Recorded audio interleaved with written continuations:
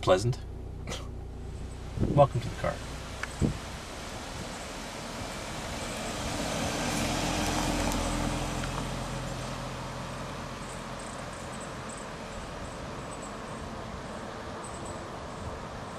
So what are we talking about today?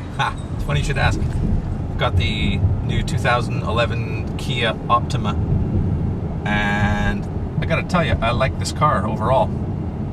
Styled by the Germans, actually, who actually know how to style stuff, which is kind of cool. It's like a cross between a BMW 7 Series and part Ford Taurus, I think, maybe. That's an interesting combination, a little German-American there. It comes with, this one is the loaded up SX model with the 2-liter, 276 horsepower turbocharged 4-cylinder and a 6-speed automatic transmission. That's a mouthful. It's got lots of, what I like is it's got lots of get up and go. Quite quick actually. It's a quiet car, it's smooth. Over the bumps, we're going over a lot of bumps right now, and it's not transmitting any of the usual tire pinging right through to your butt, which is a real nice change from certainly Kias and Hyundais of past. Fit and finish is great. I can't say enough about the design of this car. This is a car that anybody, given a $26,000 price point for this car, that anybody shouldn't be proud to own.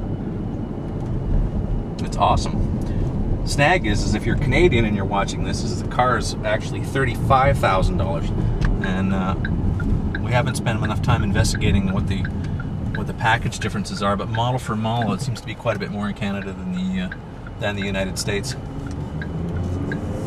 It's a big car, front-wheel drive. This one has got the paddles on the steering column, which I never use. A lot of designs have the paddles actually mounted right to the column. This one hasn't mounted the wheel, so they turn with your hands. I prefer them on the column. It's a matter of personal choice, not that I use them. Some things I don't like about this vehicle. Number one on my list is the fuel economy. Showing right now we have an average combined of 16 liters per 100 kilometers, and that works out to about 14 miles per gallon. And for a 4-cylinder, you know, it's not particularly great. I think I'd probably do better with the V6. So it's totally dependent on how much gas you give this thing, that's for sure. If you drive it hard, you are going to pay the price in fuel. Some other small nitpicks actually with the car.